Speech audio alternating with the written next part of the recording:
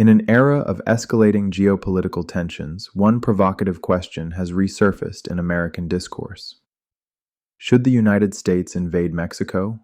Rock and roll for America, raise a voice and say, freedom's fire in our hearts, let the anthems ring. From the mountains to the coast, hear the thunder roll. Rock and roll for America, let it save your soul.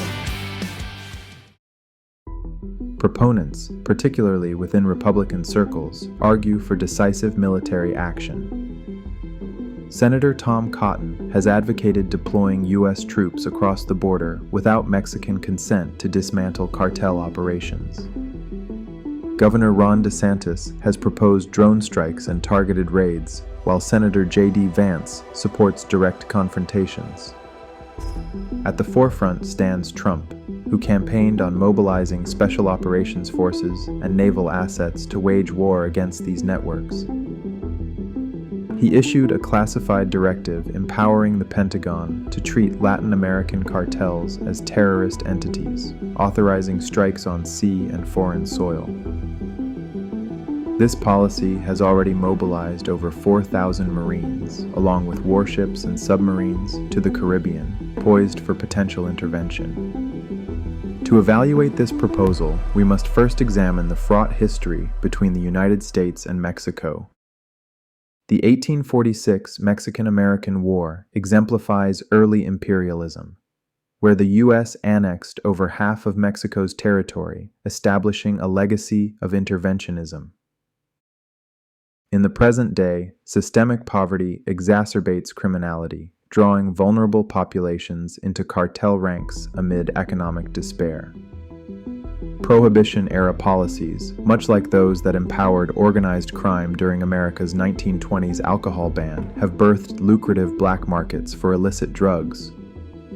While the war on drugs stands as a monumental policy failure, trillions of dollars expended, yet narcotics remain more accessible and lethal than ever. Beneath the facade of benevolence lies a deeper agenda, one that has fortified militarized policing, bolstered the prison industrial complex through for-profit incarceration, and disproportionately impacted communities of color. Extending this logic, a military incursion into Mexico risks becoming yet another profit-driven conflict. Another forever war. Except this time, it's right in our own backyard. In fact, some of those terrorists may be in your city right now.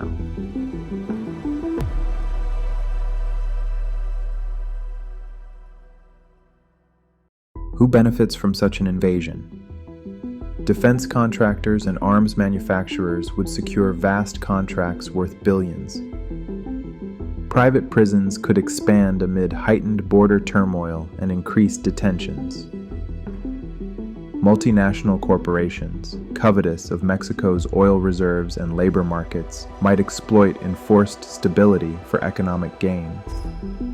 As Dwight D. Eisenhower cautioned in his 1961 farewell address, society must vigilantly counter the undue influence of the military-industrial complex.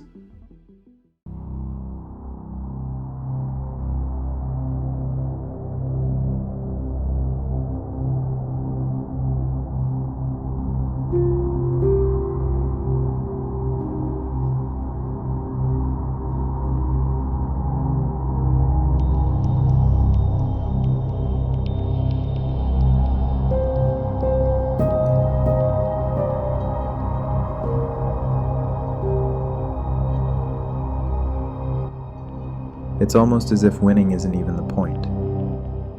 The United States has consistently struggled in wars defined by urban combat and guerrilla resistance, particularly when fighting within populations hostile to foreign occupation.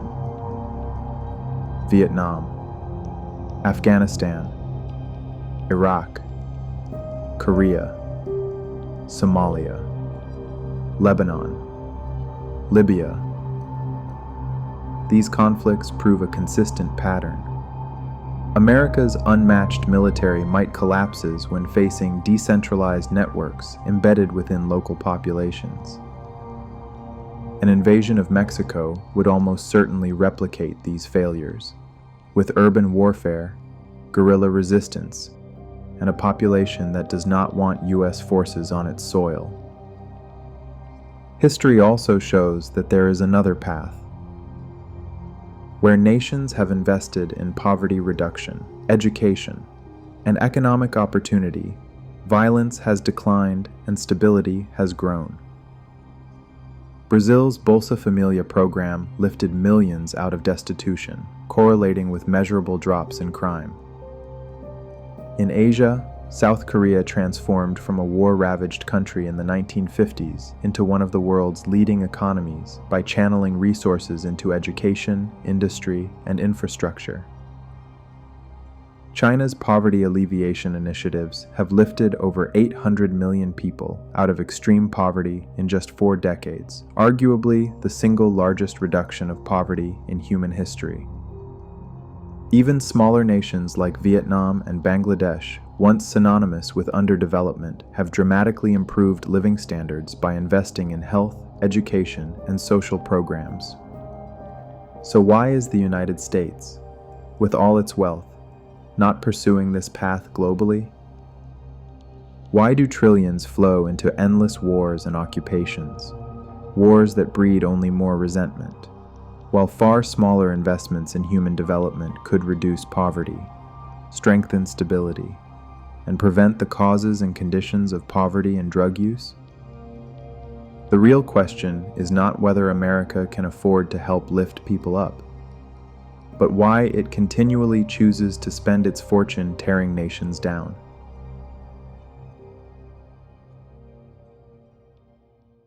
Upcoming videos about surveillance capitalism, Palantir, the prison industrial complex, and other dystopian realities like who gives a shit what comedians think about current events, how did this happen, why is it a thing, is it part of a deeper plan, as Elephant Graveyard has recently suggested? Should we make comedy legal again? Legalize comedy! We'll also have videos on situational awareness as it relates to protests and resistance efforts, operational security, and ways you can protect yourself and your loved ones while you continue to exist in this timeline. If there are any deep dives you'd like me to do, please leave it in the comments. And consider subscribing. Every little bit helps. Till next time.